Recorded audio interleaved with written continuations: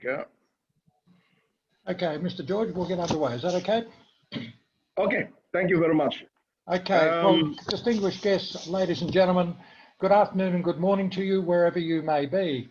My name is Duncan Harris, the President of the Australia-Africa Chamber of Commerce, and I'm delighted on behalf of the AACC to welcome you today to the second of our webinar series with the East Cape Development Corporation. Before we get underway, I've got two housekeeping matters that I need to draw to your attention. We are, as advised, recording this session. It'll be available to all as a follow-up on the AACC and ECDC websites and other channels.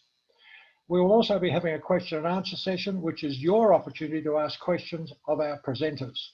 If you've not already done so, you can, in the course of this session, submit them through the chat function at the bottom of your screen. Our topic today is Invest in and Trade with the Eastern Cape, South Africa. Its focus is on the scope and opportunity for Australian companies and organisations to create meaningful links to establish contacts and connections within the Eastern Cape for business success. We're delighted to have two Australian companies who will speak to us on their journeys to date in establishing their businesses. We're also particularly delighted to have some key ECDC organisations who will provide us with their thoughts, insights, contacts and connections into a number of sector opportunities. None of this could have happened without the initiative and fulsome cooperation with the Eastern Cape Development Corporation in facilitating these arrangements.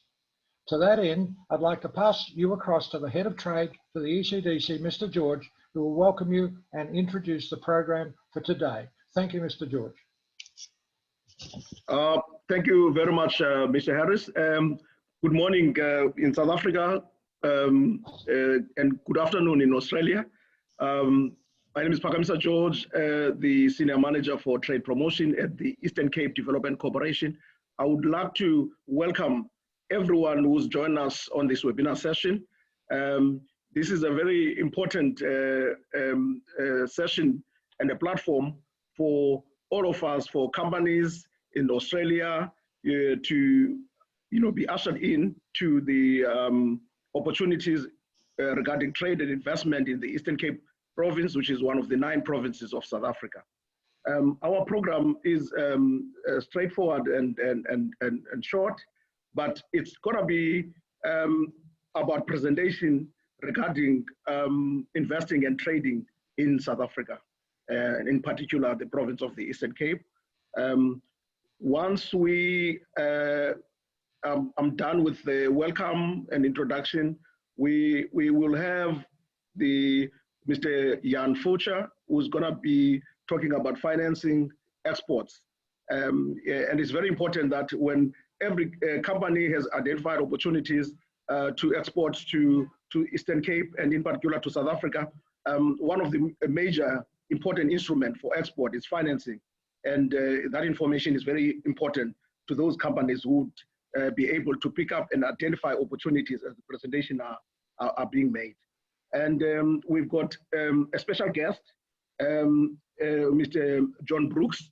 It's very important that Mr. John Brooks, who's the General Manager of Hardcastle South Africa, would be able to tell Australian companies the experience of doing business and trading in South Africa. Sometimes they say, seeing is believing. So all of those will be seeing him and hearing from him firsthand, will be confident enough that South Africa and the Eastern Cape province is open for business. So after his presentation, we'll have an overview of investment opportunities in the Eastern Cape. That will be presented by my colleague, Mr. Rory Heshik. That will be the 10 minutes. But the Eastern Cape province, although the Eastern Cape Development Corporation is an agency 100% owned by government to promote trade and investment, we've got zones that are established to promote export-led investment. One of the zones is called East London Development Zone. Mr. Ndobeko Patela will be talking about opportunities in aquaculture and agribusiness in the Eastern Cape. He's from the East London Special Economic Zone, that is located in East London. We've got a second one. Unfortunately, we could not have all of them here, but they offer similar services. We've got another one located in Port Elizabeth called Kucha Special Economic Zone. When they talk about East London Special Economic Zone, all of the services that are offered there are also offered in Port Elizabeth, though there are different businesses that are located in this. After Mr. Ntobe Kupatela, then we'll have Mr. Dr. Chris Admire, who will be talking about opportunities in renewable energy and ICT that are available in the Eastern Cape. That is one of the most important, these are two most important sectors in the Eastern Cape economy, which is agriculture and aquaculture, as well as renewable energy and ICT. So we'll be talking about opportunities that are there. But because Eastern Cape is the most beautiful province in South Africa, we'll have then Ms. Susan Wilson, who will be talking about Eastern Cape tourism and destination. That's one of the most important and key sectors of the Eastern Cape economy, which is untapped and underutilized and underexploited experiences and opportunities that one visitor would have for visiting the Eastern Cape. She's the manager experiential marketing at the Eastern Cape Tourism Agency, which is also an agency 100% owned by the government of South Africa. Then we would then have a presentation from Justin Lord, who's the head of business development at Africa Testra. He will talk about supporting enterprises in the Eastern Cape. This is very important. Enterprises in the Eastern Cape are supported, both those that are producing to sell domestically and those that are producing to sell abroad globally. They've got a number of instruments to support them. So that presentation will be coming thereafter. Then the most important part will be then a question and answer session that will be moderated by Mr. Nelson Naidu. So please urge all of those that have got questions to note them, and the question where the question is directed, because during this time we'll devote more time for question and answer session. And then we will have then vote of thanks from Mr. Duncan Harris again. But I will also have few words of remarks and also words of the program going forward. What are the what is going to be the process going forward to the last session that is going to be held on the 3rd of November, 3rd of November this year. Thank you very much, ladies and gentlemen. Yeah, thank you very much, Mr. George, for covering that so thoroughly. And we'll move on. We have quite a packed program this evening. And without further ado, I'd like to introduce Jan Vogter, who's the Director of Project and Structured Finance with Export Finance Australia, to highlight the support that his organisation can offer exporters internationally. Thank you, Jan. Thank you. Good morning, good afternoon. I'm from Export Finance Australia. We are Australia's export credit agency. Just to provide you context, we are the Australian counterpart of the South African export credit agency called ECIC. So what I'd like to do over the next few minutes is just provide an overview of the financial support that we can provide to Australian exporters and investors overseas. If I could have the next slide, please.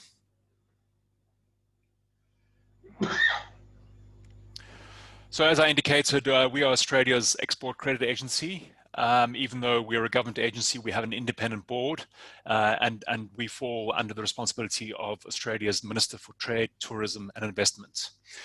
As I indicated, our mandate and our objective is to support Australian exporters by providing finance, either for exporters or companies within Australia that form part of the export supply chain, as well as providing finance to customers of Australian exporters.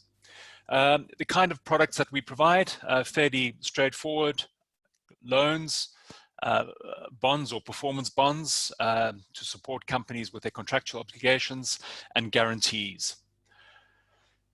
We have two market-facing teams that focus on different aspects of the market. We have a particular focus on small and medium-sized enterprises, which require a particular kind of skill in terms of evaluating them and working with them. And then we have the project and structured finance team, of which I'm a member, and our focus is primarily on project finance, larger companies, and where financings are more structured. What are our key eligibility requirements? Well, there has to be an export of goods or services, and that can also include in the export supply chain within Australia. So companies working within Australia may not regard themselves as exporters, but where their role or their service forms an integral part of an export supply chain. And we also support companies with an overseas direct investment. So where they are looking to expand their operations, we can help them with establishing an overseas presence. The other key aspect in any transaction or financing that we provide is that it has to be a viable export transaction. In that regard, we do not subsidize uneconomic transactions. Next slide, please.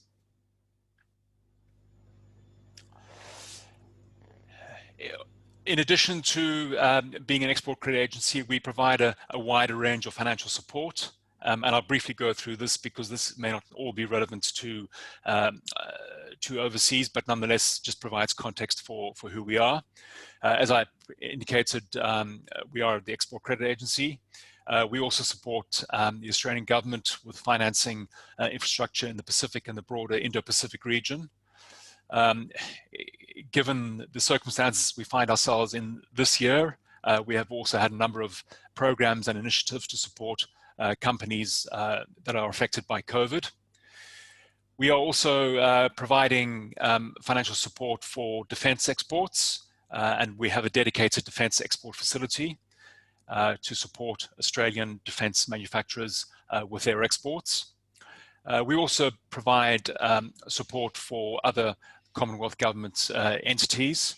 Those of you on the call may be aware of the Northern Australian Infrastructure Facility and NIFIC, which is an entity supporting affordable housing, and we provide support service to those two entities. And then there's also a very particular initiative that was announced towards the end of last year, where we are the entity that will be supporting governments in developing critical mineral projects in Australia. Next slide, please. Just to run through some of the financial products that we provide. So we provide short-term working capital where it's related to an export contract.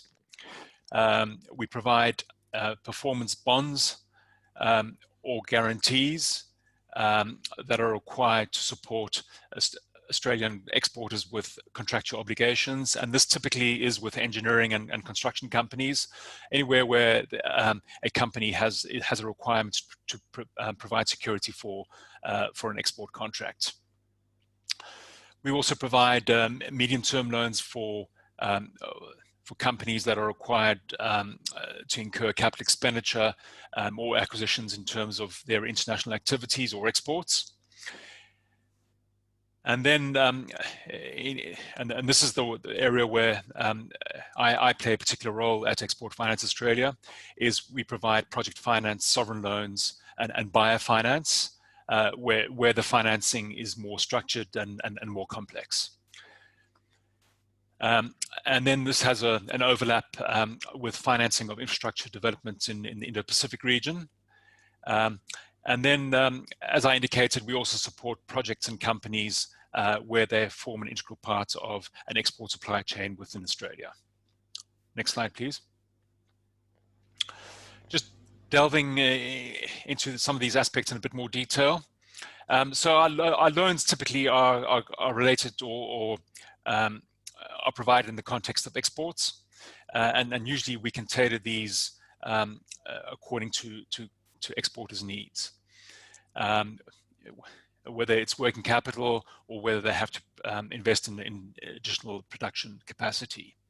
Guarantees, similar to a product that ECIC has, although I think they may call it an insurance product, we can provide guarantees to banks that support the export of Australian content, so goods or services, where the banks provide funding or liquidity, and then we provide a guarantee to cover payment risk. Performance bonds, these are similar to, also called bank guarantees, or we call them bonds, and they can be performance bonds, bid bonds, warranty bonds. And again, this supports the likes of construction companies or engineering companies that require security for their contractual obligations. And then corporate finance more broadly, this is providing term loans typically, or project financing either to companies acquiring Australian content, goods or services, or to, as an example, a mining company requiring project finance where there's an Australian involvement in the development of a project. Next slide, please. The kind of businesses we help, the most obvious one would be direct exporters, so an Australian company exporting. Then companies that are within the export supply chain, so where their service or the goods they produce are directly involved in exports, even though their ultimate client may not be an overseas buyer. Then Australian exporters expanding overseas, so not replacing their production capability or capacity in Australia, but where they seek to establish a production facility overseas, and where they're unable to seek support from banks, we are able to look at their plans for overseas expansion. As I indicated, in terms of the focus of one of our market-facing teams, we do have a particular focus on small and medium enterprises, but that's not to ignore that we also work with larger companies. And then we, importantly, we can also provide financing for buyers of Australian exports. So that's not directly supporting Australian exporters, but we regard that as indirect support by enabling buyers of Australian goods and services, or companies that use those to acquire the goods and services of Australian companies. Next slide, please. We usually find case studies as being very useful ways of communicating the kind of support we can provide, because quite often people are familiar with the companies, and it provides them context. So I'll just run through a few examples of where we supported SMEs. Cadex is a company that has innovative CO2 reduction and capture technology. We provided them with loans to enable them to roll out their technology to Europe. Down Under Enterprises, they produce a range of Australian oils and other ingredients used for personal care products around the world. We provided them with a guarantee to help them support their exports to the US and China. Seeing Machines, a very particular kind of technology to monitor drivers, which obviously has a range of safety benefits. We provide them with support to enable them to export around the world, and they literally do, their products are seen all over the place, outside Australia as well. Laser Vision is a multimedia entertainment company. We provide them with a multi-option finance facility, again, to support their activities overseas. Next slide, please.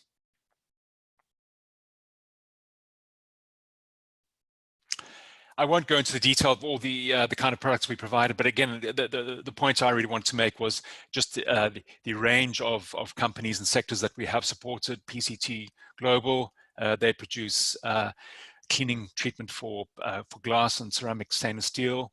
Camilla is a fashion brand sold all over the world. And MAR Contracting, they have a particular expertise in particular kind of cranes, which are used around the world as well. And then the next two slides, if you could change, please. These are examples of projects and more structured financings. Unsurprisingly, we're fairly heavily involved in the resources sector, Australia being an important producer of resources, and also it has a mining services sector that is active all around the world.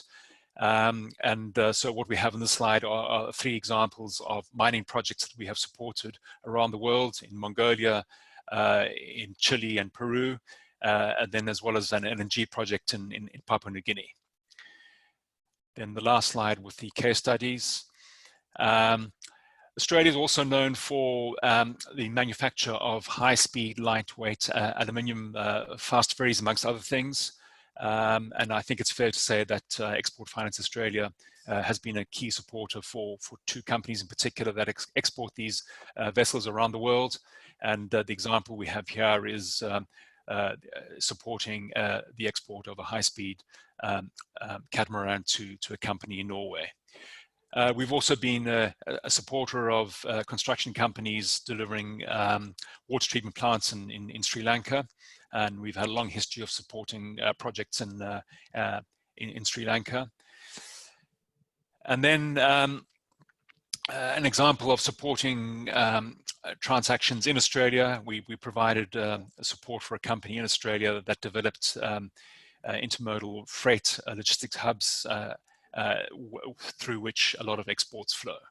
So those are really just some examples of the kind of companies and projects that we have supported. Next slide, please. And that really concludes my presentation, and I'd be happy to take any questions later on. Thank you. Great. Thank you very much, Jan. I appreciated that. It's great to see the broad range of support that the Australian, the Export Finance Australia offers. Moving right along to a success story in South Africa, I'd like to introduce Mr. John Brooks, the General Manager for Hardcat South Africa, to tell us about their journey. Thank you very much, John.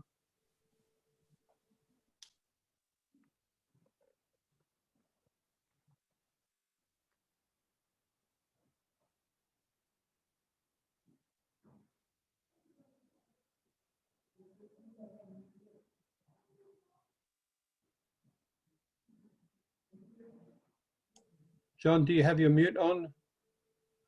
Unmute now. Great, thank you. Thank you very much. Can you hear me? Yes, we can hear you. Go ahead, John. Yes, John. Okay, thank you very much. I'm John Brooks, South African born and bred. I'm the General Manager of Hardcat Africa, a wholly owned subsidiary of Hardcat Australia. We're headquartered in Johannesburg, and we serve all 9 provinces in South Africa and all 54 countries in Africa. Thank you very much for this opportunity and your time. I really appreciate that. As a result of my presentation being 10 minutes, please note that I'll only be highlighting certain aspects on the 5 slides that I'll be sharing with you today. I believe that these slides will be made available to you where you can peruse them in your own time. So, you know, who is Hardcat? When asked what differentiates the Hardcat asset management solution from other asset management competitors, my answer is always 34 years. I know of no other company in the asset management realm that has been around that long. Hardcat has sold and is being used in over 120 countries across the globe. And we've sold our solution into over 2,000 customers, including in South Africa. We deal with small customers, which have around about 500 assets, and we deal with large customers that have in excess of 1 million assets. And one of these customers is right here in South Africa, the KwaZulu-Natal Provincial Department of Health, which has been using Hardcat for over 12 years now. We support both the public and private customers. And to note is we've been in the RSA since 2004. And what we offer is asset management solutions, basically in 2 environments. We have the V6 Point, which looks after the small to medium range customers. And we have the Lebasi Enterprise offering, which looks after our enterprise customers per se. Both of these offerings are modular in nature. So the customers only acquire the modules that they require in terms of managing their assets, which is throughout their life cycle. We are interfacing agnostic in that we sit on any database system, whether SQL Server, Sybase, DB2, or the like, and as a result of that, any interfacing gets done on these platforms. When viewing this slide, on the left-hand side, you'll see a sampling of the features and benefits of the HOTCAT solution. I like to always emphasize two aspects. It's firstly the ease of use. People always ask me, how easy is it to use the solution? I say, well, you only need to know two things. One, you need to be able to read, and two, you need to be able to use a mouse. If you can do these two things, you can use HOTCAT, okay, in the end of the day, which makes it very user-friendly indeed. And then obviously the second aspect that I emphasize is compliance to a variety of regulations. And here in South Africa, of note is the PFMA, the MFA, GRAP 17 asset management regulations, MSCO, which is the Municipal Standard Chart of Accounts in the municipal environment, and then obviously globally ISO 55000, especially in the maintenance space. On the right-hand side, you'll see the contents of the two offerings, and these are basically all the modules that are available. These modules cover the whole lifespan of an asset, from acquisition right through to disposal. Now, we come to my favorite slide, and this is HOTCAT in South Africa. So as I've mentioned before, we've been around in South Africa since 2004. If you look at the right-hand side of the map, all the red balloons are our outright purchase customers that have come on board over the last number of years. We have 41 customers in South Africa in the variety of provinces as indicated there.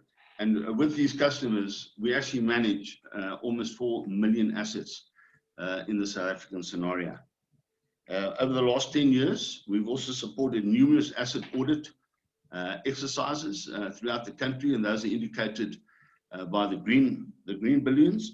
And you can see there that at least 2 of these have taken place in the Eastern Cape environment, and these were at 2 TVET colleges, specifically in your region.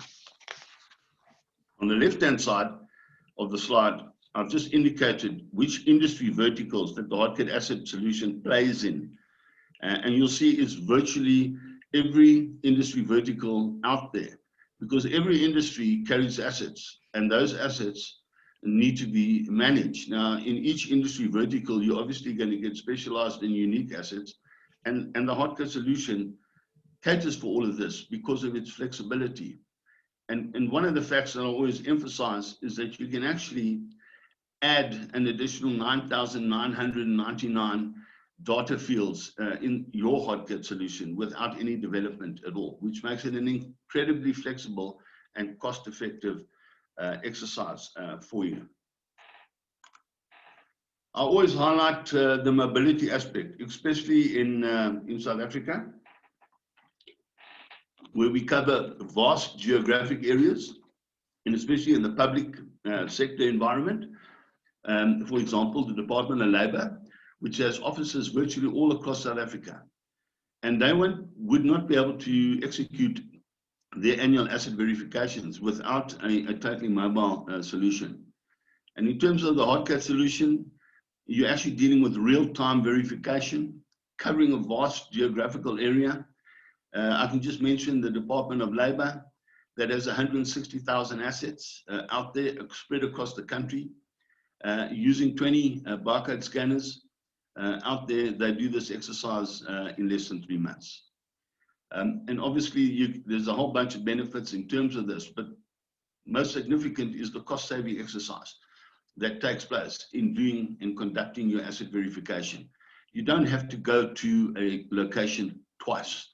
You go once, you reconcile on site, and it's done. It updates your database immediately, and your management personnel sitting at HQ can deal with your assets.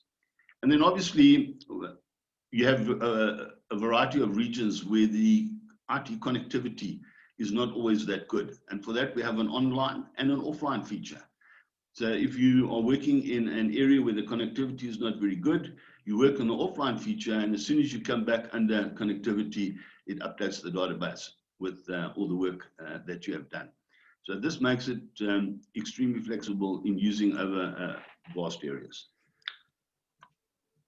Lastly, why choose Hardcat in the end of the day. And this is one of the reasons why many customers in South Africa and in Africa per se have chosen Hardcat. But I'd like to emphasize a couple of aspects, because the two main pillars in any asset management solution is, first of all, how do I save money? And second of all, how do I comply to the range of regulations that I need to comply to? And for this, the benefits of using Hardcat is, firstly, it's a fraction of the cost of large ERP systems. And we actually fit the solution to fit your organization, to fit your budget in the end of the day. And because the system is modular, it makes it more affordable, because you only purchase those modules that you require. And the interfacing into the ERP systems is also the fraction of the cost because of the import-export functionality inherent in Hardcat itself. Of course, compliance is incredibly important, and so there's a complete audit trail of every single transaction that you are conducting in the Hardcat solution, and this will ensure that you stick to the regulations and are compliant to those regulations set out, which then gives you the ability to conduct good governance, risk, and compliance management in the system. And this allows you then to make informed decisions on how you are managing your assets per se. And lastly, and I always focus on this lastly, is it gives you the ability to plan better. And if you can plan and forecast better, you can budget better. So that allows you to budget accurately in terms of the following year's asset management, whether it be verification, whether it be maintenance, and the like. And if you're accurate in your budget, then you end up saving money in the end of the day. And that is my 8-minute spiel. And I thank you very much, and I'm willing to take questions at the end of the session. Thank you, sir. Great. Thank you very much, John, for communicating the vast capability within the business there. So well done. Now moving on to Mr. Rory Hatchick, who's the sector specialist for renewable energy and tourism at the ECDC, who will do a very important job in providing us an overview of the investment FDI opportunities in Eastern Cape. So over to you, Rory. Thank you. Thanks, everyone. And I'm going to just share screen here.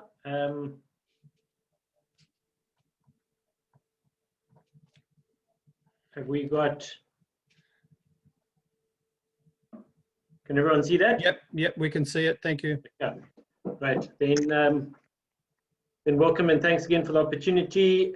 As per our previous session, this presentation serves really just to give a taster of the foreign investment opportunities in the Eastern Cape, where we've seen good FDI coming in certain sectors, and where we see some potential and scope for growth in the future.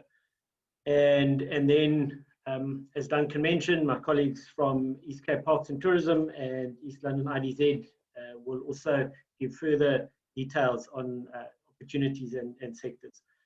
So without any further ado, just very briefly, the Eastern Cape, I'm sure everyone knows where it is. Australian people being well informed and not so introspective as some other Western nations, but essentially we're on the east coast of South Africa, halfway between Cape Town and Durban, 800 kilometers or so of beautiful coastline, 5 districts, Sarah Bartman, Kusani, Jerkabi, Albertambo, and Amatola. We've got 2 special economic zones, 2 metros, 3 airports, 3 harbours, good road and rail links. So a solid kind of infrastructure support, which has made for good investment, especially in this sector, being renewable energy. Certainly, in the past couple of years, in terms of FDI into the Eastern Cape, this has garnered the lion's share. Unsurprisingly, because we do have some of the best wind resources in Africa, supported by good connectivity and grid network. And under the Renewable Energy Independent Power Producing Program, which has run very successfully for almost the last 10 years now, under 5 calls to date, the Eastern Cape attracted 43% of the total wind capacity in South Africa, and that has so far comprised 17 independent power producers, 16 of which are in wind and 1 in solar PV. Right on the border, inland border, most of the solar resource in South Africa being concentrated in the Northern Province and Northern Cape. And the foreign equity and financing in the renewable energy independent power producers for the Eastern Cape has comprised around 9.3 billion rands and 19% of the total FDI into the national program. Approximately the split has been, in terms of national program, around 40% foreign investment and 60% of local, but obviously that does change from call to call. So that's just how the past couple of years have played out in the sector. I think what's important is that, look, we need to note that the past couple of years have had some challenges regarding policy certainty, and going into this year with coronavirus is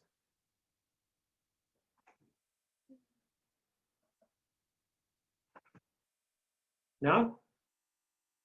My apologies. Apparently, my slides are not moving.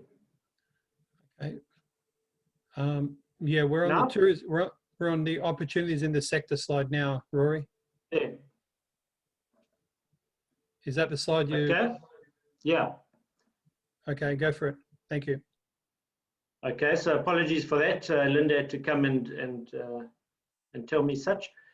So opportunities, 2020, in spite of COVID, we have seen an improvement in the policy environment with a request for proposals issued in August for new generation capacity under a risk mitigation IPP program, serving to try and improve our energy security and energy security situation and reduce risk of load shedding.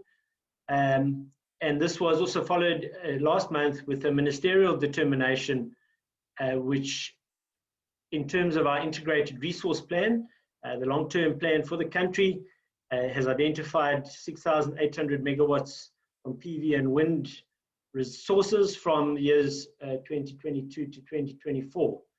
And so what this does, this gazette that's been issued, will hopefully set the scene for a formal call for proposals within the next couple of months.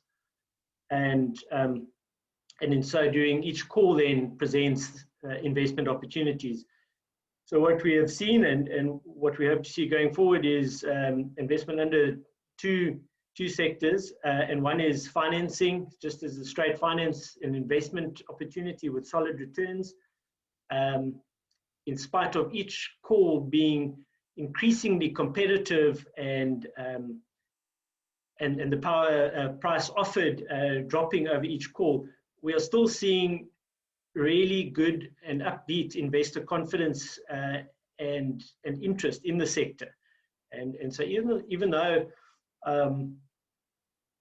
it has been, many of the best sites have been taken, and many of the kind of cherries have been picked in terms of location and price, there's still strong interest, and that's great. And then secondly, where we've seen investment, and then as well as, sorry, my slides are jumping around again, is in the technology side of things, both from manufacturing and local content, which Dr. Chris Ettmeyer will talk, as well as in manufacturing just of the components.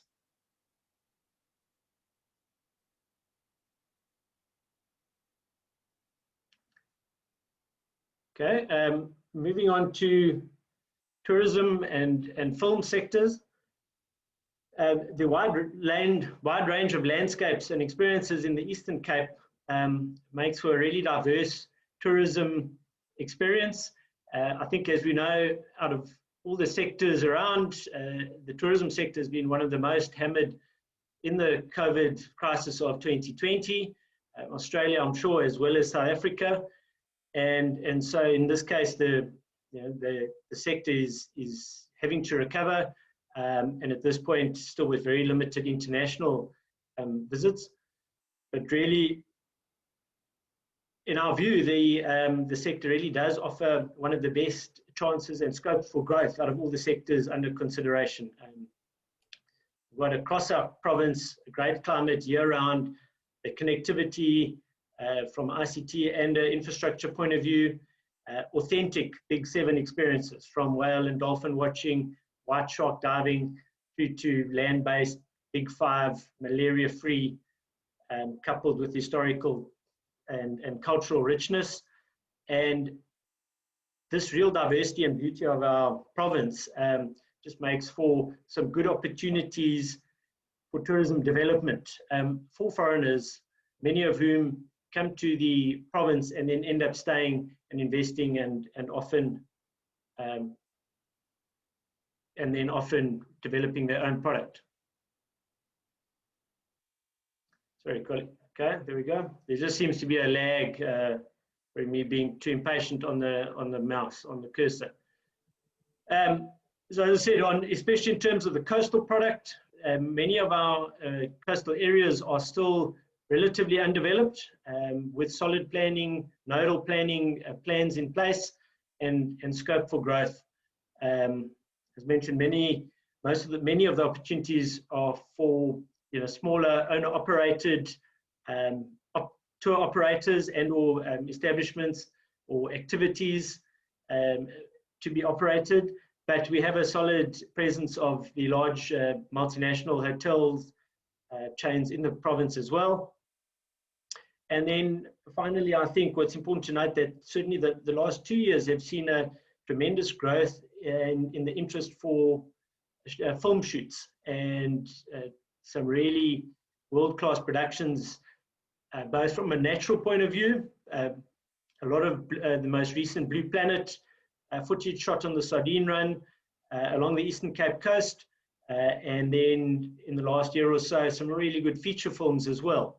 And the province has come on board to support these productions with things like helping with film locations, film shoots, and other support measures, which we'd be happy to detail to interested parties.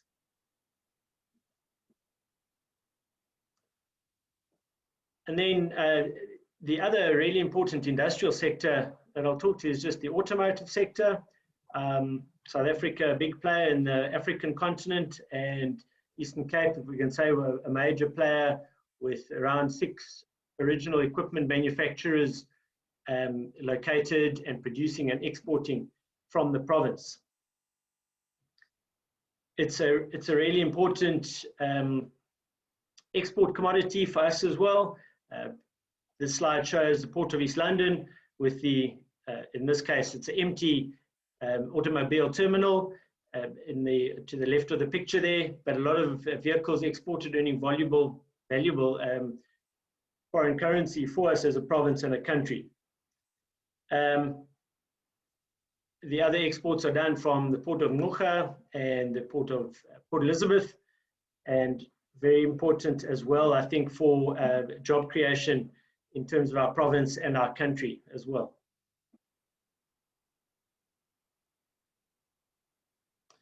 And then just some opportunities within the auto sector. Recent policy changes of this year and last year are challenging the major companies to contribute towards the growth of smaller manufacturers with localization, and in so doing, making them part of the value chain. So the Automotive Industry Development Centre here in the Eastern Cape has identified 63 parts that could potentially be localized in South Africa, and therefore opportunity exists for foreign investors and partners to invest with local manufacturers and get into this opportunity that exists and will grow, I think, going forward. as the policy is implemented. And then here in Buffalo City, there exists a specific industrial and automotive waste management opportunity, which I'd be happy to provide information further on, and looking at really trying to improve our waste management for the province, and working towards that zero waste or zero carbon footprint that many of the industrial and auto companies are looking for. And the slides, obviously, I think someone's working here that you stick within your 10 minutes and just moving the slides on, that you stick to time. So that's my final slide there. I'd be happy to engage further and to take any inquiries on any sector. And if we don't have the information, we'll be sure to get it for you. Thanks, ladies and gents. That's me. Thank you very much, Rory, for that. Appreciate it. Looks like there'll be a lot to do and a lot of opportunity as we ease out of COVID. So good luck with that.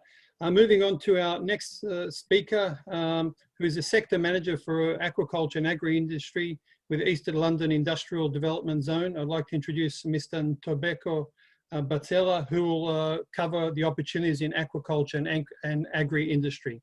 Thank you very much, Ntobeko.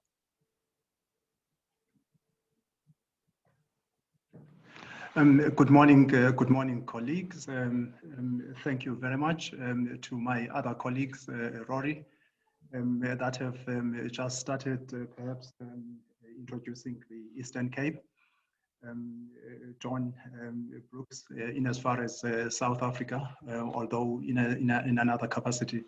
We are also in East London, as Rory has indicated, and specifically the Industrial Development Zone there.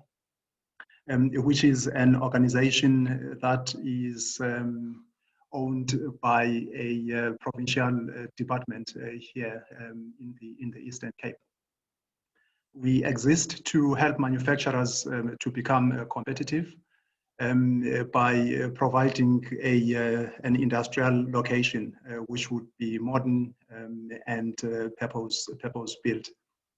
We exist on some 400 hectares of land, prime land that is by the sea, and we have some 150 fully serviced sites in as far as the basic municipals and industrial grade electricity and water.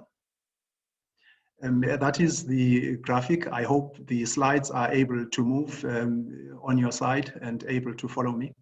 Yes, that slide generally, thanks.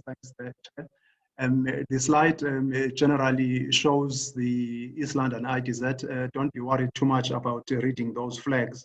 It's just an indication of the extent to which the East London IDZ, the 450 odd hectares, is populated currently. I will be referring to the seashore area as we will be proceeding. Rory was talking about the automotive sector. Part of the suppliers, for example, to Mercedes-Benz, are on the left-hand side. I don't know if you can see my cursor.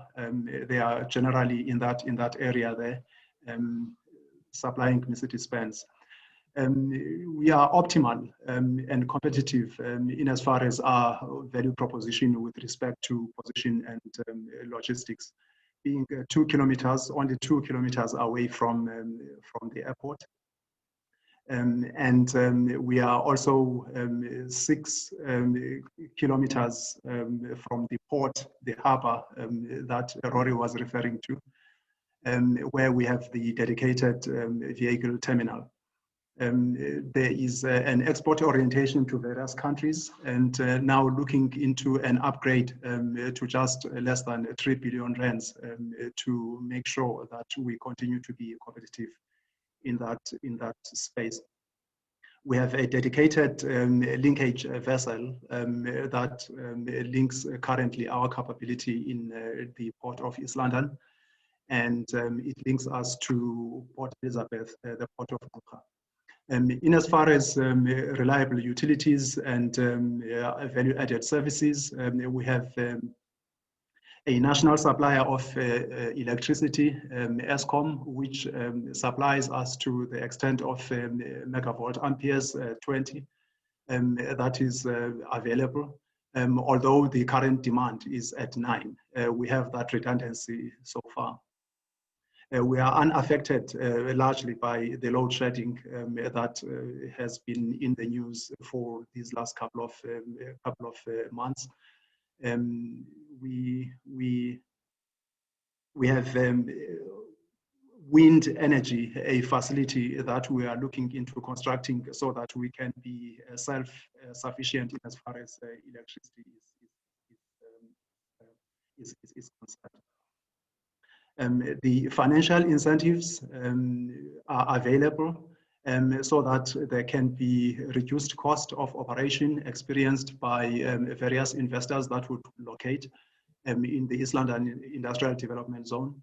That is in the form of the corporate tax, which they would experience it being reduced from 28% to 15%. There would be no VAT payable on goods being stored. There would be no VAT on raw material, capital expenditure, land, electricity, and water.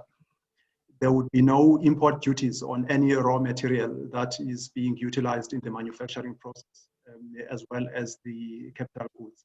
That is on condition that that enterprise applies and is designated as a customs controlled area enterprise as such. Specifically, the incentives that apply to aquaculture, I've highlighted perhaps to share later those links.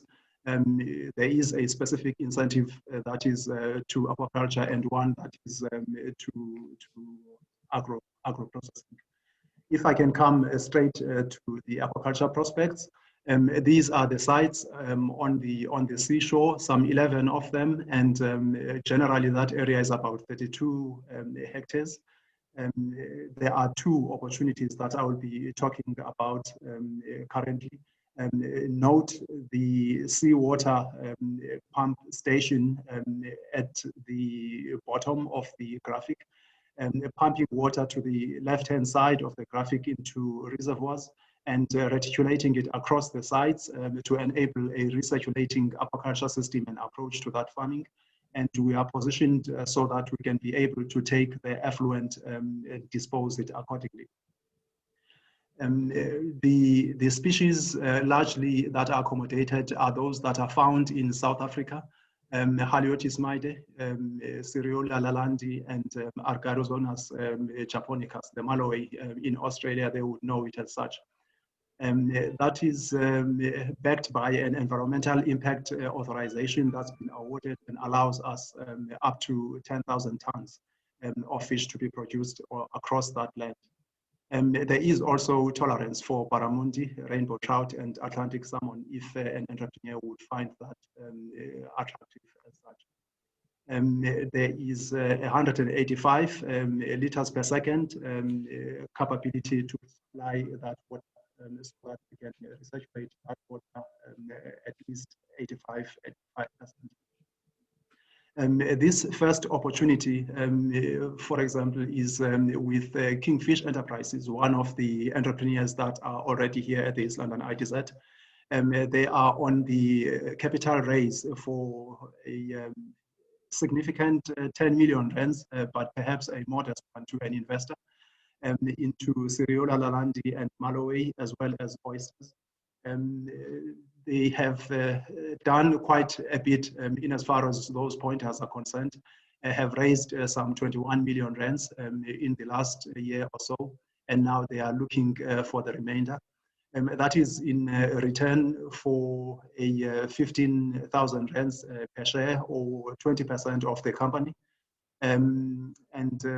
There has also been an approval of the incentive, the aquaculture incentive, by the national government in favor of this company, and they are occupying an already developed site that was originally proposed for R&D.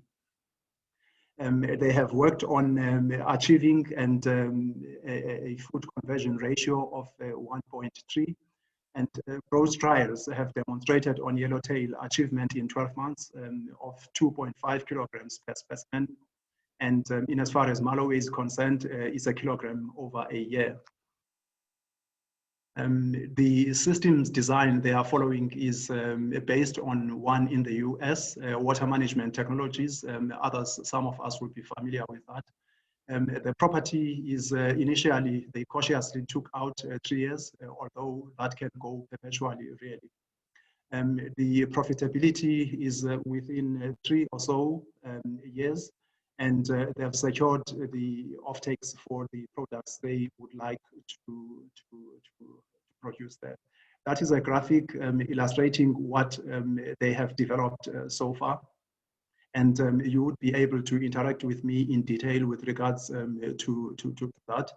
And that is the demonstration of the trials, what they have achieved. The red or orange line is the Malawi achieving some 3 kilograms of fish in about 16 months, and just under 5,000 grams or 5 kilograms over the same period of time in as far as the yellowtail is concerned. We have had some difficulties. Some liquidations have been here for various reasons, so that whenever one is thinking of coming through, must be conversant as such of that.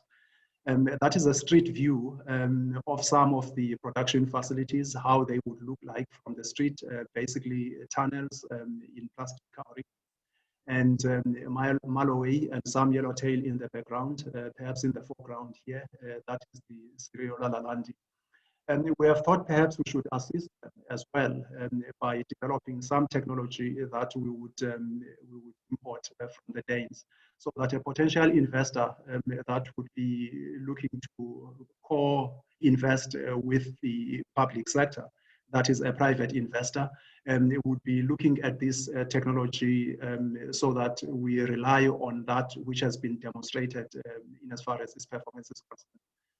That is the site 60875 that we have designated there, some 2.5 hectares.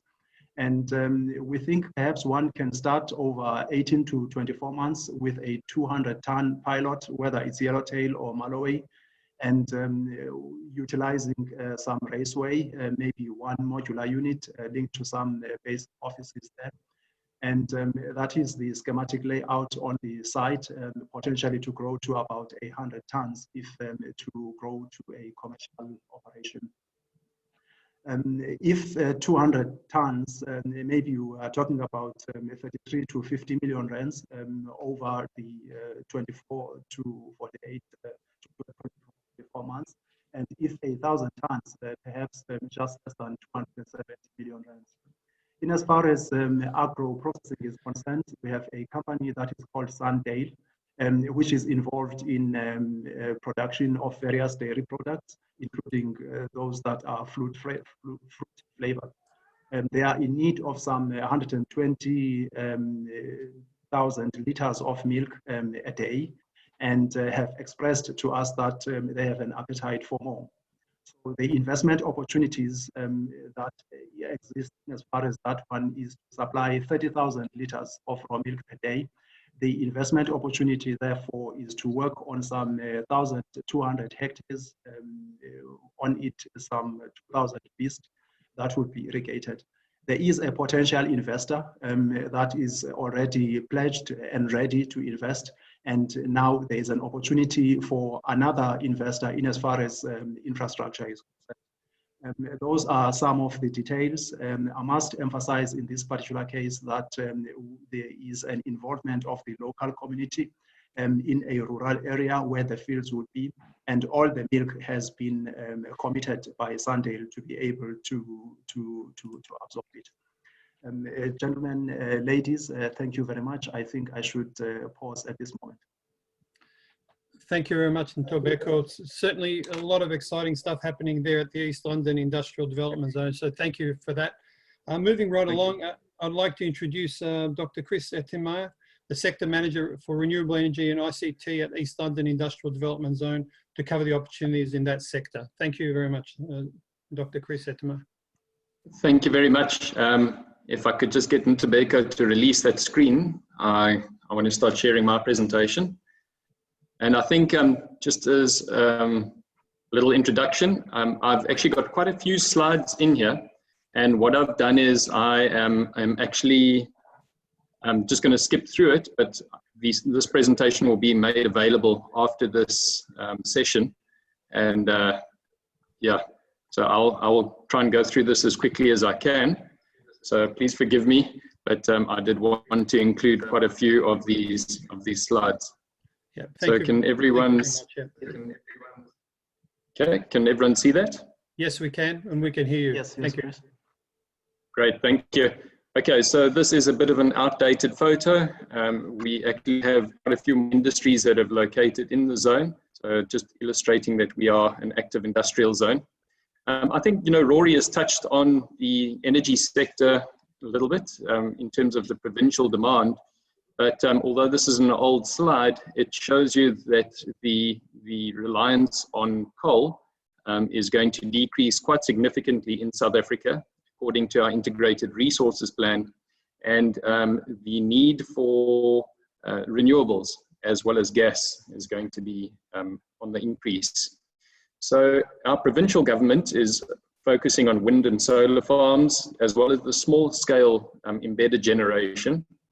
There's also quite a bit of focus on rural mini grids, and there's a very successful project that's been developed with Germany in our province. There's quite a bit of talk about shale gas as well as gas to power, and there are also offshore gas reserves that have been found, and Port Elizabeth is currently busy with ship-to-ship bunkering. So within all of these areas of the development of energy, there's quite a strong push towards localizing manufacturing as much as possible and having local supplier development programs set up, particularly focused on our emerging sort of entrepreneurs and the SMME sector. So there's quite a few challenges that we have. So policy, regulations, legal aspects are catching up. Our infrastructure is also pretty outdated, so they are revamping and building it up. We need technical capacity development, and there's quite a bit of skills training in that space and opportunities around there. And then the investments also come with a high capital cost. So those are the kind of challenges. But when looking at the opportunities, localization of manufacturing, we've got a solar PV company that actually manufactures the solar PV panels within the IDZ. As Ntobeko alluded to, we've also had a developer of wind turbines, so designed and developed in South Africa, and that company has since liquidated, but we still have 6 of their turbines that are at about 60% complete in terms of manufacturing, and we're wanting to resuscitate that and set up that pilot wind farm. We also have quite a bit of opportunity, not only in an energy manufacturing cluster that we've got approval for, but also the waste to energy side, energy storage, fuel cells, which particularly focus on platinum, and then the microgrid system, as I've alluded to. So the renewable energy cluster is something that fits very well into our science and technology park. So we're one of the only IDZs that have their own science and technology park. And there we're trying to group like-minded companies and entities doing research and developing prototypes, as well as, sort of in the incubation stages of development, where we would like to try and grow them into fully fledged companies. I've got just a few slides on a municipal waste to energy opportunity that we've identified, landfill gas, municipal wet weights, which can go into a biodigester, and then biomass gasification. But I can skip through these very quickly. Just in terms of our renewable energy cluster, like I've said, this is located in our science and technology park, and we're trying to grow it out a little bit bigger.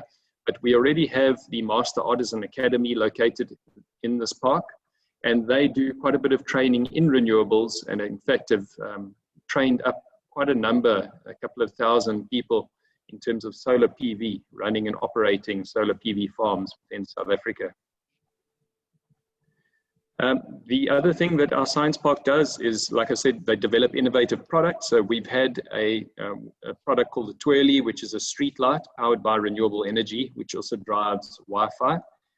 We've got Heat Radar, which is a system that creates hot water for use in industry, and it basically just recaptures heat that comes off refrigeration. And then we've also got a product that we've tested with solar water desalinization. So these I'm just going to go through very quickly. I think if there's interest in this, just maybe for the audience to know, we've got a tender that is closing on Friday this week. And basically we are taking all our identified projects, we are revising them, resuscitating them in some instances, and just basically packaging them to be ready for investment opportunities. So all of these are going to go through a due diligence process, and they'll be revised, and that's a little booklet that we're actually hoping to release at various investment conferences that take place throughout the country. But this is biomass gasification. So someone like our dairy that is operating in the IDZ, they use paraffin at the moment to generate heat. And there's potential there at looking at converting them onto biomass gasification. And we've just taken some assumptions, and this will be revised once again, but these are the sort of costs that you're looking at.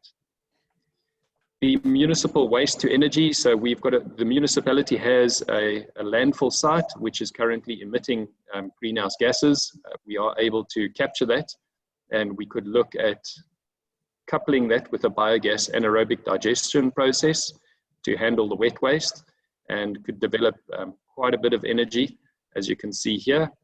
And the costs associated with that, we have done some high-level studies and costs there, and quite a substantial internal rate of return of 22%.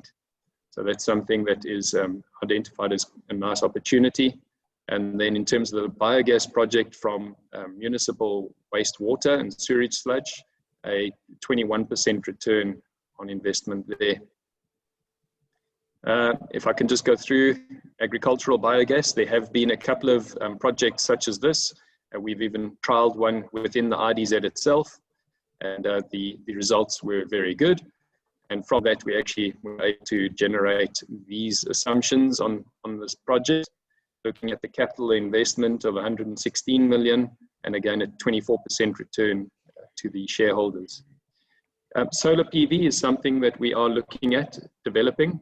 We have private developers that we've got a utility scale project at the moment that's being created, and it's in the last stages of approval with the municipality. And then we are also we're busy packaging a 2 megawatt solar farm, which we would like to install within the IDZ itself. And that'll be for us on self-consumption. And the idea is that we want to approach the market, and we will purchase that electricity for a certain period of time. And at the end of that period, the system would revert and become the property of the East London IDZ. It's quite popular at the moment.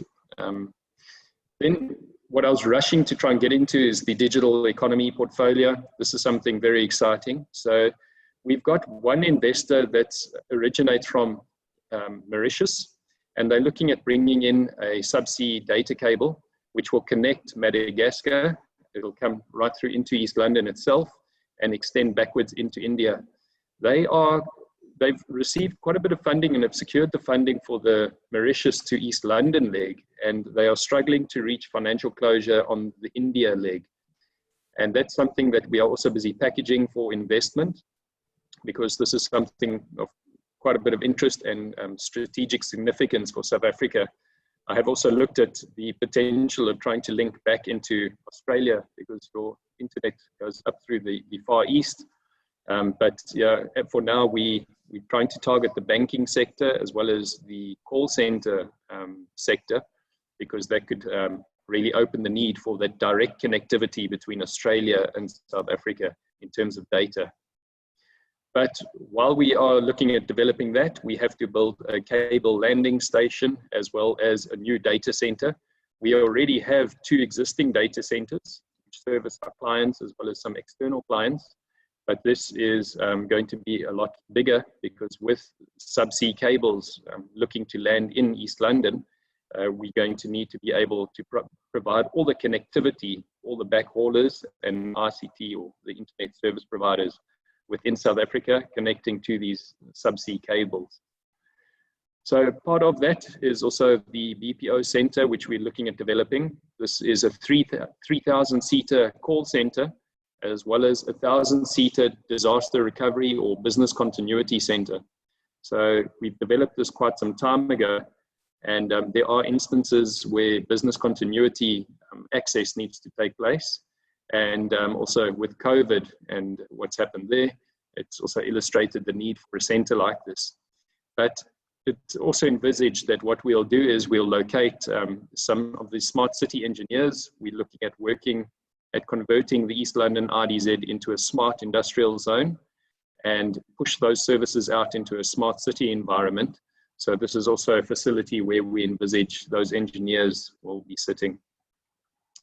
We've done the packaging of this investment opportunity, so that's a 700 million rand building. As we've also developed a document scanning and storage and digitization center, because South Africa is looking at digitizing their medical records. So this is something that's aligned to those sort of national strategies. And these are the opportunities that we are packaging at the moment. So basically the future wealth creators that we're looking at trying to attract to our city are these ones listed above. So these are the kind of skills that we're going to need, and individuals that will need to populate these centers and certainly service the ICT sector as we envisage. And these are the required skills that they will need in order to sit and work within the East London IDZ. Just lastly, the last project that I'd like to quickly discuss, we're looking at developing the SMME market and servicing the sector. And what we found is that we build very big factories, but sometimes we need smaller compartmentalized factories, which will allow certainly innovators from our science and technology park to grow from there into a small concept or a small facility, which they can then refine and develop their processes, probably have shared services, so the costs and overheads are reduced, and then from here grow out into a much bigger market. So these are the facilities. We've planned for 20 of them, and they are quite small. So they range from 200 square meters to about 650 square meters, which are obviously quite modular, and we can be very flexible in the design of this. The tenants that will qualify for this are our typical sectors that we usually focus on. So Ntobeko has covered this already, and that's who we'll be looking at. The incentives will be applicable to these SMMEs, very similar to what everyone else gets within the RDZ. So we're finding quite a bit of interest in that reduced corporate tax rate, as well as the customs relief and duty-free areas and benefits that we have in our zone. These are just the standard other offerings that we have. We obviously offer all the physical security aspects, operating in an enclosed private industrial zone. Our electricity is significant and sufficient at the moment. We also offer quite a few ICT services, as well as telephone and voice over IP services. The exclusion is these specialized factory installations, plant equipment, vehicles, and sort of modified aspects away from our normal electricity and water supply. So sorry for the big rush, but I wanted to cover all of those aspects, and those are the opportunities that we've identified. Thank you very much. Well, thank you very much, Chris. That was fantastic. We can obviously see there's quite substantial opportunities there. And I'm glad we agreed with Mr. George that we'd have follow-up sessions after this one where we can deep dive on these opportunities. So thank you again. Moving right along, I'd like to introduce Ms. Susan Wilson, who's the Manager of Experiential Marketing at Eastern Cape Tourism Agency. And she'll provide an insight into the tourism destination opportunities for us here tonight. Thank you very much, Susan.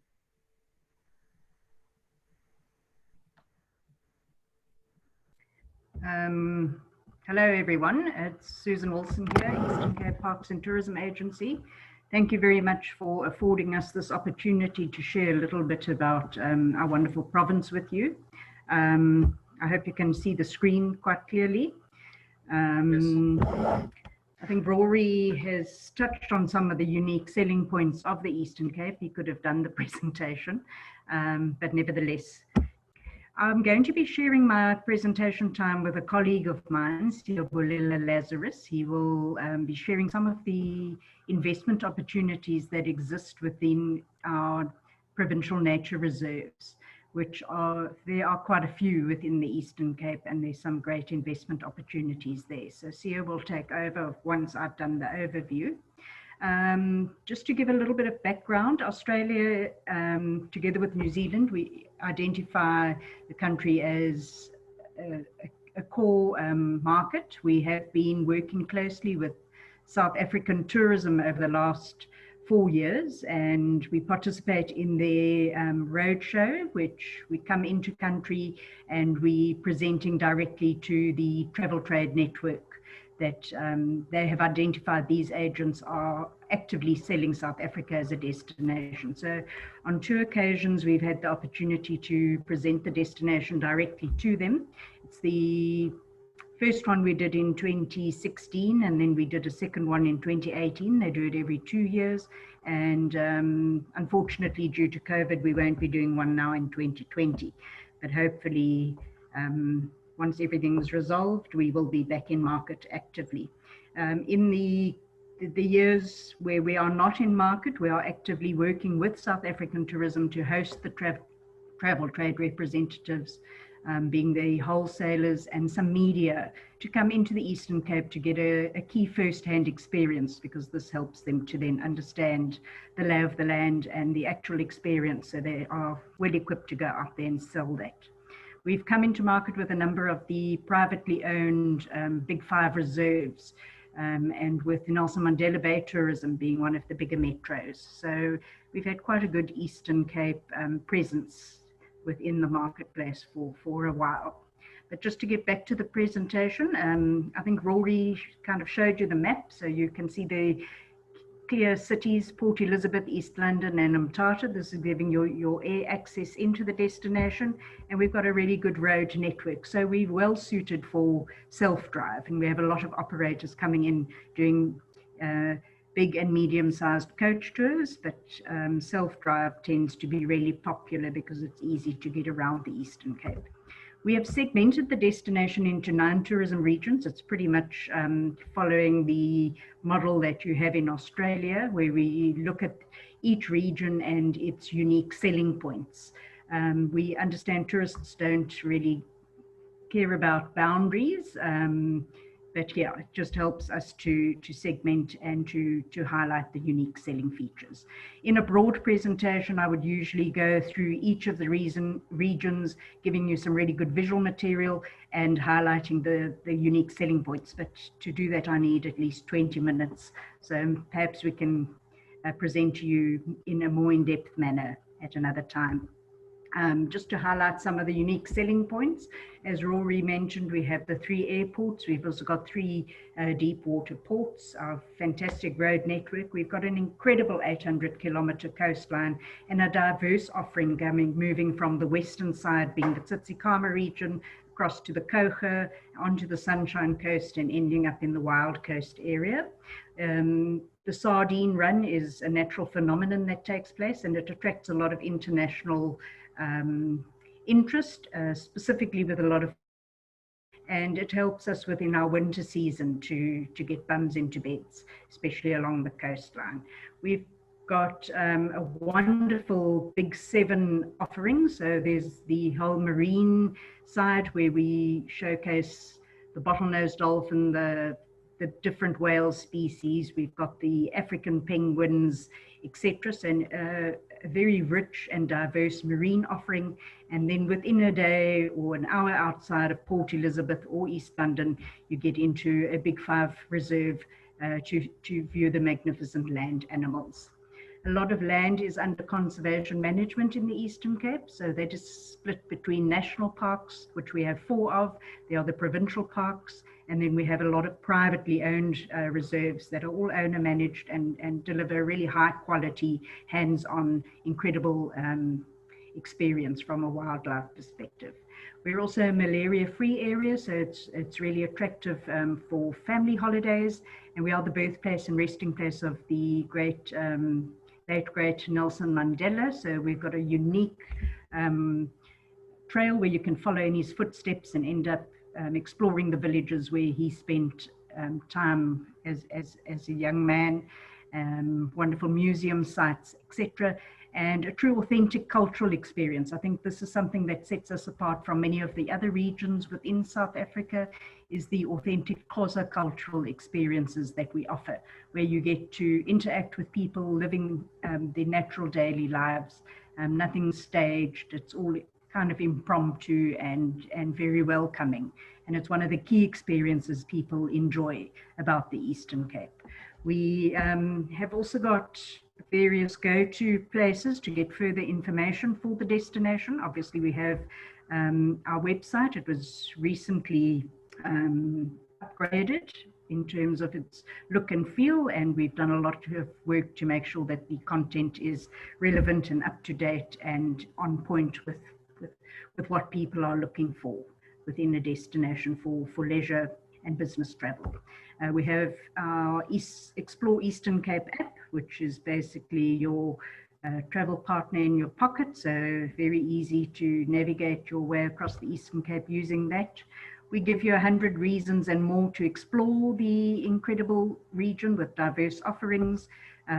We do have a monthly newsletter which we mail out to our travel, trade and media network, and also out to our stakeholders, so everyone's up to date with what's hot and happening on the ground. And it also covers key issues around tourism and investment opportunities, etc. Obviously a travel map, this is something that every tourist wants. Even though you've got Google Maps, people still tend to want that handheld map if they can pick it up at a tourism info site. Micro-tripping the Eastern Cape, we've come up with a great number of small-scale travel packages. These can be added onto any existing itineraries. They are here to stimulate people to take short trips across the province more regularly. But also we have a number of trips that are themed around culinary, art, history, culture, heritage, adventure, etc. So a lot to see and do in the Eastern Cape. I hope this short presentation has whet your appetite to want to explore a little more.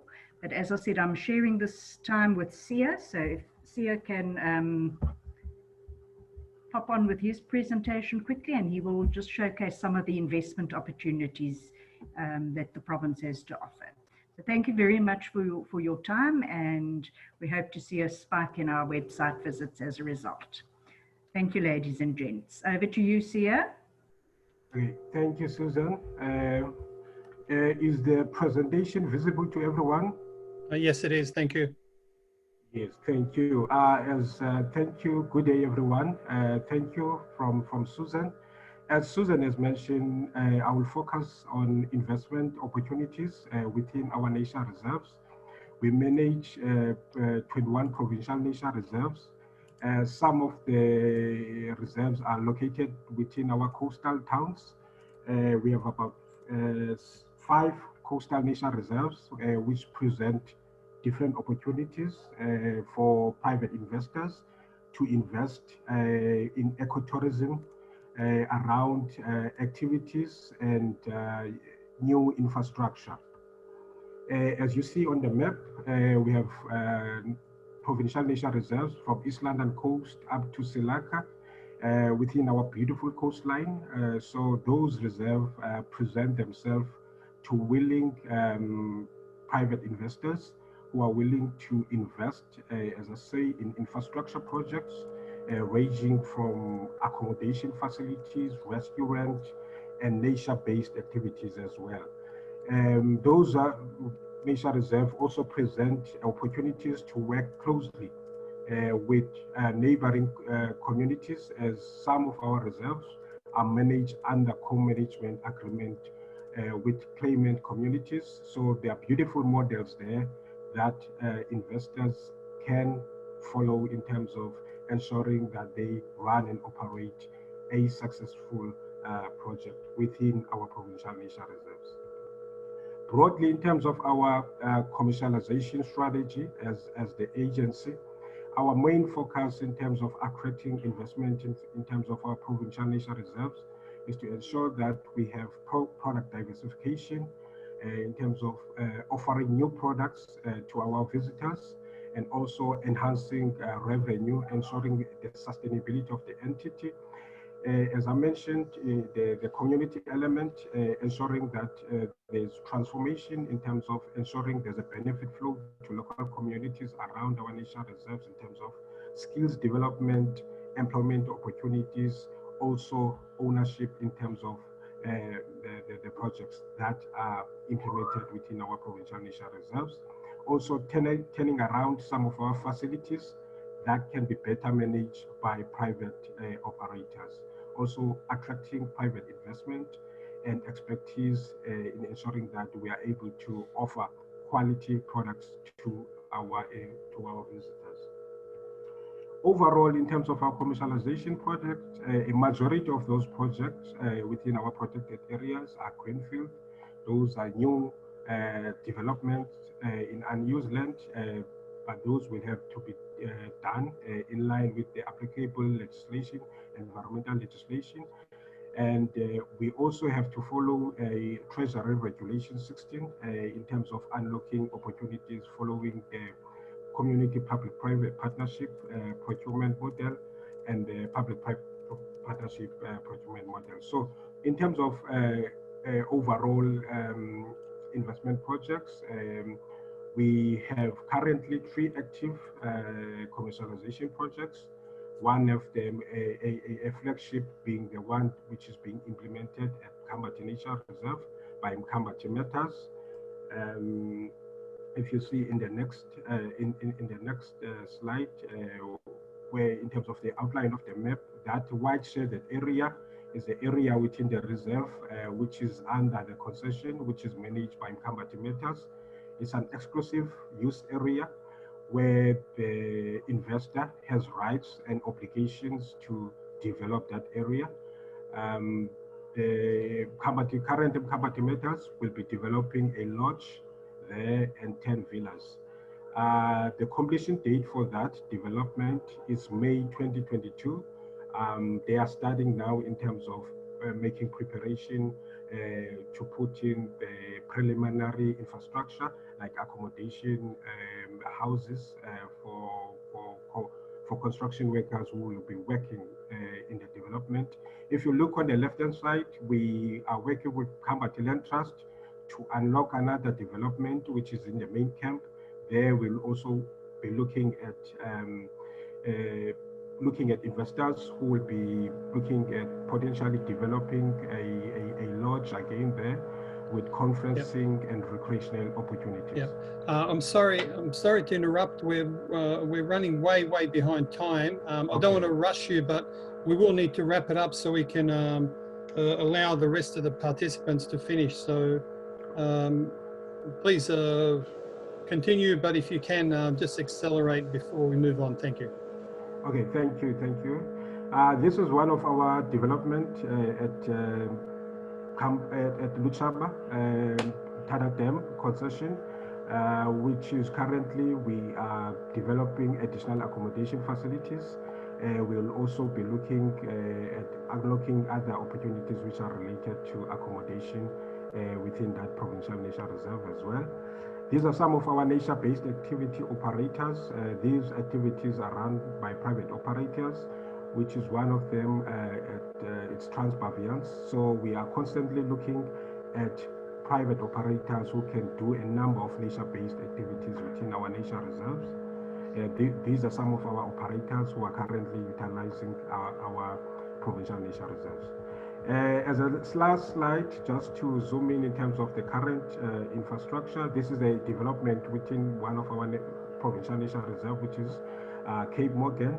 There's a conference facility. Now we're embarking on a development of a restaurant and accommodation facilities. In terms of other additional infrastructure investment, as I've mentioned, the 42 million investment at Cape Morgan, the proposed cable car at Port St. John's, which we are currently at the feasibility stage. the development which I'm mentioning at Mkambati, which is a 190 million development, the 6-day hiking trail in the Wild Coast, and other infrastructural development projects within the local municipalities within the province, which are looking at upgrading our coastal areas. Thank you. Thank you for the opportunity again.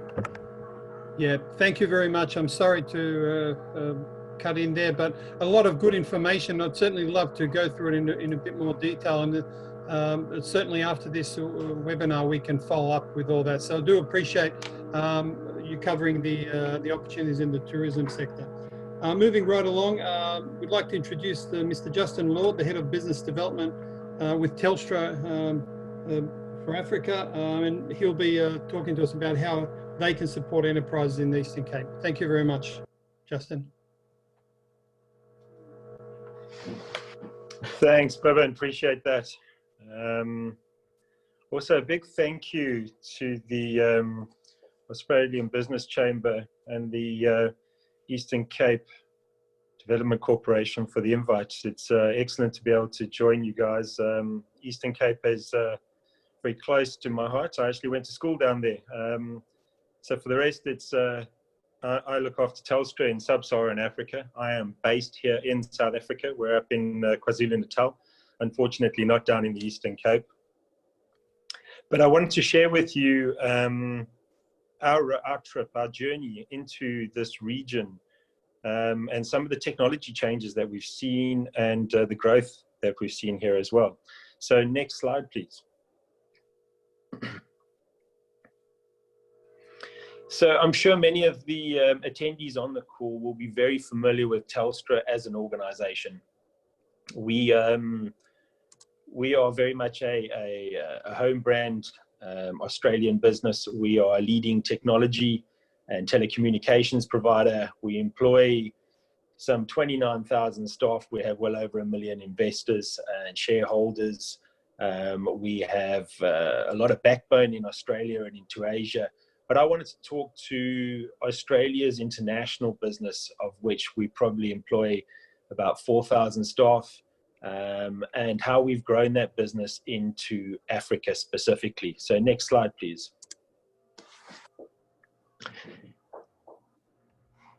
Australia is or certainly Telstra has been no different to many other organizations that have been lured to the emerging market growth. You know, we've seen a great change in African market. We've had a lot of interest from our Australian and international clients to develop our business down here. So we put a lot of focus on, you know, where are the places that we want to set up? Where do we add value? Who do we work with? No doubt, Africa has been known for its complexities around telecommunication and technology challenges. You know, I'm glad to promote now that a lot of those barriers to entry have been removed. It's an absolute pleasure doing business in Africa at the moment. A lot of technology in South Africa. You know, we'll look at a lot of the different changes in a minute, but you know, a significant increase in mobile networks, a significant increase in cable capacity, which has just brought on the ability to use your own devices for organizations to deploy technology, to use compute resource. You know, I was encouraged to see Chris's presentation around the data centers, the cable landing station in East London. I'll share a cable diagram with you in a minute, which just talks about the explosion in cable landing stations and capacity around the African continent and into South Africa. You know, which has brought on a lot of the cloud providers, which has brought on a lot of technology. And for a continent or a country, South Africa, that was traditionally price sensitive, and a lot of our clients 6-7 years ago were tolerant of hours, if not days of outage. That's no longer the factor at all. It's fantastic, the market down here. It's been incredible, the growth that we've seen. And if we just look at the next slide, please. You'll see Frost & Sullivan back in 2012-13 shared with me this forecasted growth on some of the technologies, specifically around telecommunications in the African market and specifically in South Africa. And I think we've exceeded all of these measures in the past 6 or 7 years. You know, South Africa has seen an incredible growth in data centers. Again, Chris mentioned that the East London district is looking to deploy their third DC. There's probably 20 or 30 across South Africa currently. Some of them hosted by a number of larger compute cloud organizations. Again, we'll have a look at.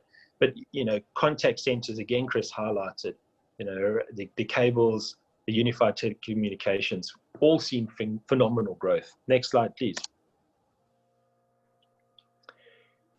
If there's one barometer that telecommunications and I suppose technology companies look at, it's undersea cables, it's capacity going into a continent or a region.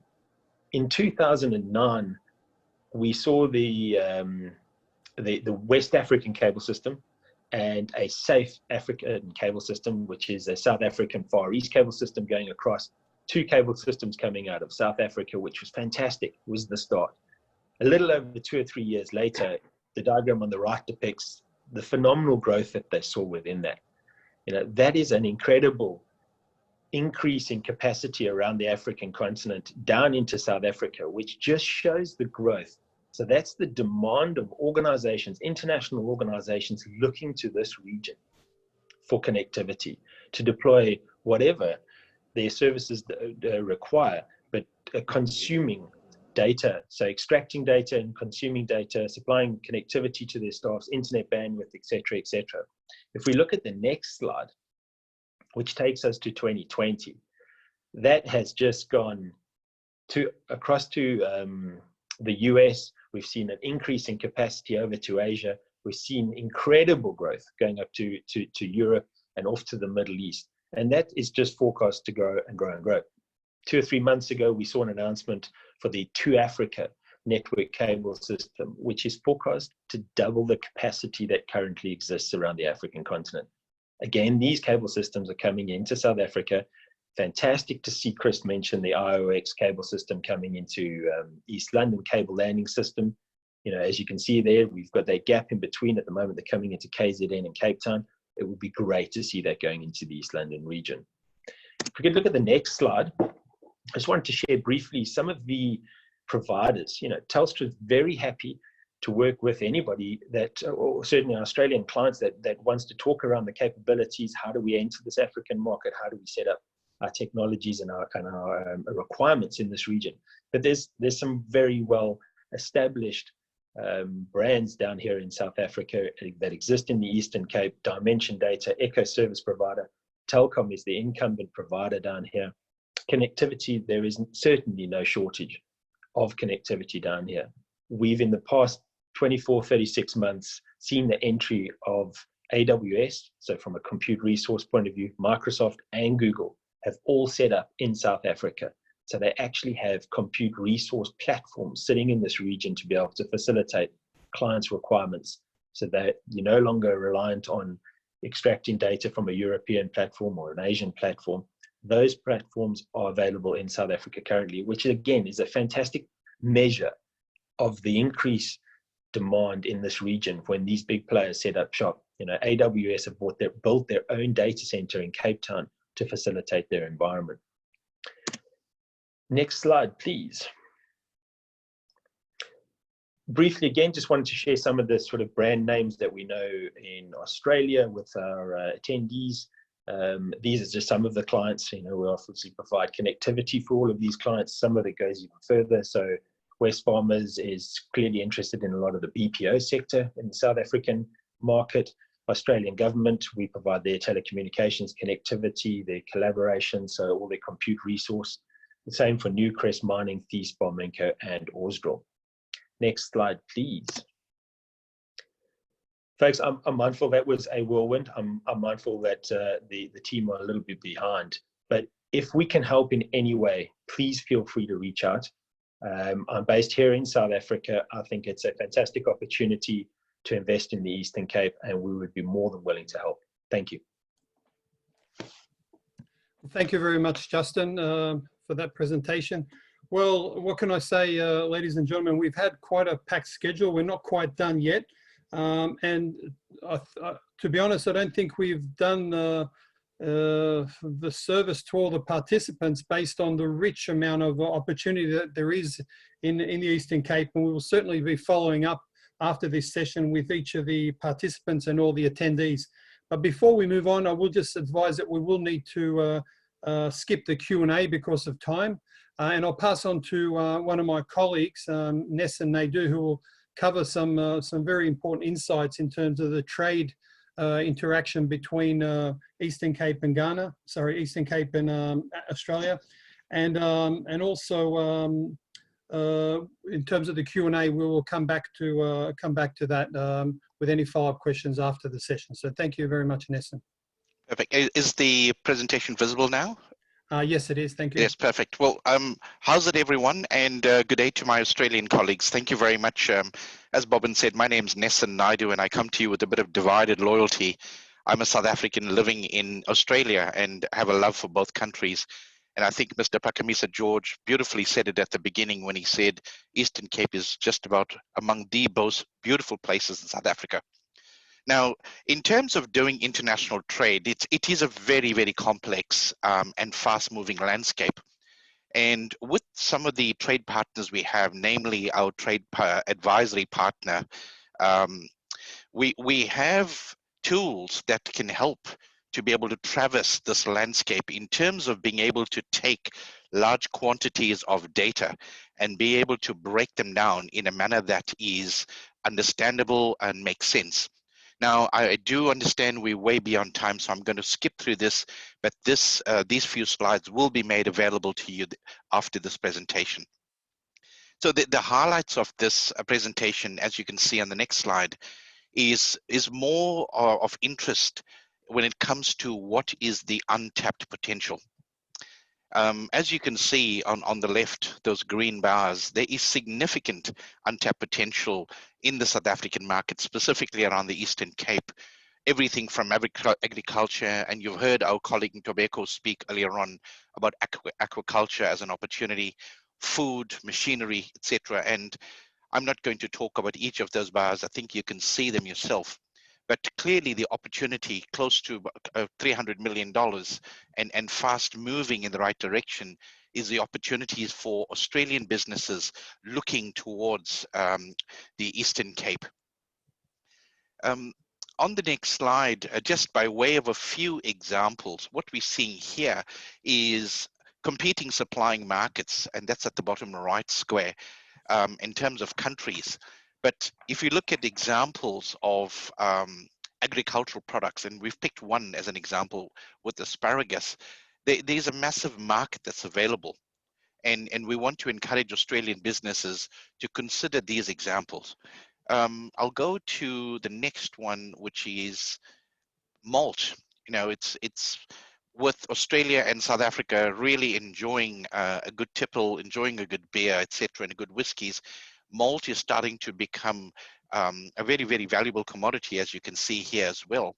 And on the bottom, you can see where the competing supplying markets are from, you know, France leading it, with Australia just picking up a sliver of this opportunity. Quickly moving on, in terms of other chemical products, for those of you that attended our first webinar, you would have seen opportunities that Australia is looking for.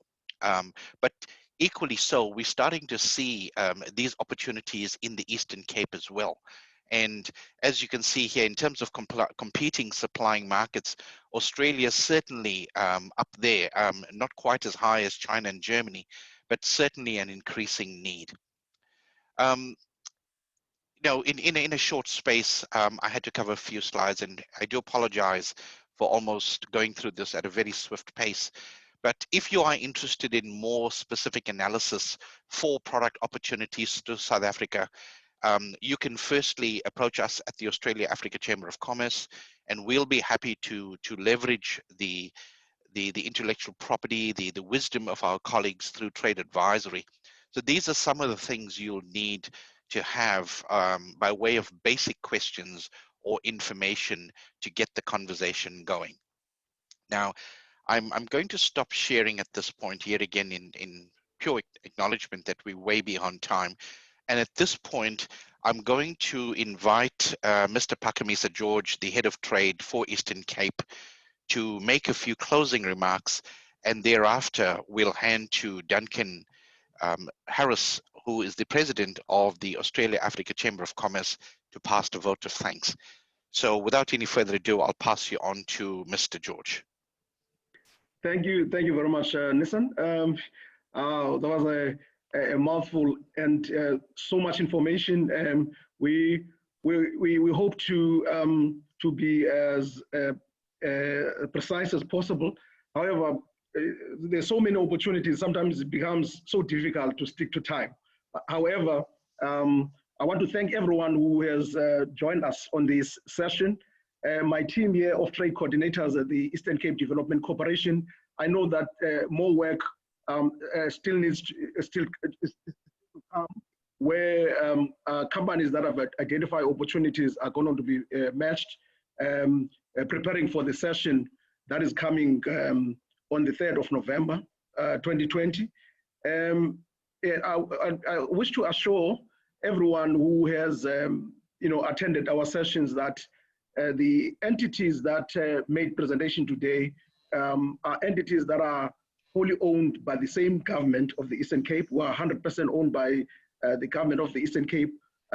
If any information, if there are any opportunities that have been identified, Ms. Linda Lubengu, who's a trade coordinator, is working with us, and Asisipo Fihlani will be collecting information, preparing a grid that will make it easy for companies to do a business-to-business session on the 3rd of November. That is very important. We even went further to prepare venues where Eastern Cape companies that have identified market opportunities and investment opportunities in Australia will also be able to do a demonstration or exhibition, just to indicate the quality and the diversity of what the Eastern Cape has. So we will be making those platforms available for those companies to showcase to the Australian market on the 3rd of November. And I think there's so much information that has been presented here. We surely that the real work will start now, from now till the 3rd of November, where we're getting companies really that are connecting to each other and creating a platform for the 3rd of November. From the MEC of Economic Development in the province, this is a very important project for the Eastern Cape government. In the Commonwealth family, the Eastern Cape has realized that so little trade is happening between us and Australia, although there's so many commonalities in terms of culture, preferences, and even weather. I think this is a beginning of new ventures for the Eastern Cape economy, but also for the Australian market to know the Eastern Cape and what the Eastern Cape has to offer. And I'm sure that as now it stands that the Australian imports into the Eastern Cape are less than 5%. I'm hopeful that because of this initiative that we have started with the Australia-Africa Chamber of Commerce, more companies will be able to know the potential in the market in the Eastern Cape, and we'll have more imports from Australia into the Eastern Cape, but also the Eastern Cape companies will be able to, because they've been calling on us to open channels for them to get into the Australian market. So I'm so excited, and I've seen the responses already of the companies that are making inquiries on how they can latch onto these opportunities that are coming. And I can't wait, to see what's going to happen on the 3rd of November. So without further ado, I wish to thank our partners, Australia-Africa Chamber of Commerce, and all of the partners, Trade DSM, that have made these sessions a successful one, and our partners in the East London Special Economic Zone, our partners in the metros, our partners in the Border Kai Chamber of Commerce, and our partners in the Eastern Cape Parks and Tourism Agency, our partners in the Nelson Mandela Metro, and our partners in the Border Kai Chamber of Business for making this session successful. Our Chamber of Commerces that have joined us, and I'm glad that we also have got our partner in Ghana that is also with us. There's so much that is happening between the Eastern Cape and Ghana in terms of trade and investment. I wish to thank them because we wish to also make the Eastern Cape as a gateway to other African markets. If companies in Australia would want to utilize us also to reach other market in the African continent, because of the connectivity and the rail and air and port infrastructure that we have, we are able to make that happen as well. So if you are here listening to these opportunities, these are opportunities not only in the Eastern Cape or the South African market, but also can connect the Australian companies to the other African countries, especially in the SADC region, where we are mostly connected to. So from my side, thank you very much. And we are looking forward to doing the hard work now of connecting companies to companies and real opportunities to companies. Thanks from my side, from the Eastern Cape Development Corporation, and thank you all your partners. Mr. George, this is Duncan Harris. I want to thank you for your passion and your leadership in providing this wonderful opportunity. It really has been outstanding, the rich content. We may have gone over time, but I have to say I've been sitting here agog with all the opportunities that are before us and with a view to the opportunities that we'll be able to discuss on the 3rd of November. I've actually found this absolutely inspiring in the opportunities that are there, and we thank you again for providing it with the invaluable advice that we think that you can do for us and for us for you. Otherwise, I'd like to simply say, and there's things come up on screen right now, for those of you who'd like to join with the AACC, please click onto our website. It's a very simple process. We are there to support you. We know that this is all going to be so mutually important. Please look forward to hearing from you. But above all else, we look forward to the next EDC webinar on the 3rd of November. There'll be lots more information to come in advance. We look forward to creating good business for each of you. But thank you very much indeed. Thank you, Duncan. Thanks, everyone. Thank you, Mr. George. Thank you, Duncan. Thank you, Mr. George. That was inspiring. And I know we went over time, but you know what? It didn't matter. And the richness of what you provided is absolutely outstanding. We look forward to taking it on board.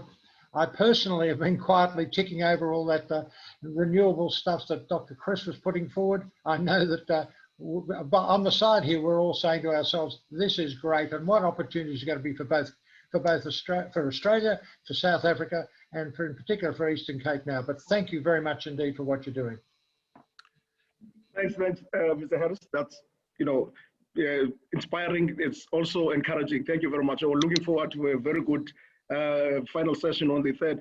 Let me not say the final session, because a lot of what's going to happen going to the 2021, because I'm sure borders will be open by that time. So what we're doing here is the building blocks to real trade and investment processes that will unfold in 2021. Thank you very much. That's a pleasure. Thank you and good night. Thank you, everybody. Bye-bye. Take care. Cheers, everyone. Bye-bye. Thank you, everybody. Bye-bye.